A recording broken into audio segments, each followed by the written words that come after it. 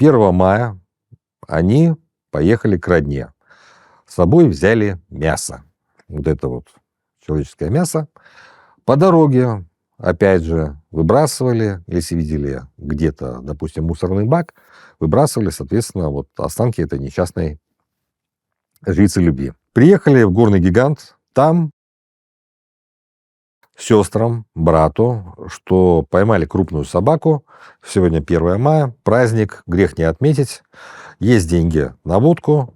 Давайте посидим, пожарим шашлык из собачатины. Была у них такая вот фишка у 2 сводных братьев. Поскольку постоянно требовались деньги на водку, а денег на закуску не было, они убили местных собачек. Причем они это делали уже на профессиональной основе. Вот. И, соответственно, все вместе, родственники, естественно, никто не подозревал, что это мясо человека. Они, соответственно, все благополучно поели шашлык из вот этой несчастной Наташи. Мало того, они еще и приглашали соседей, ну, по крайней мере, одного соседа точно, которого точно так же угостили вот этим вот шашлыком.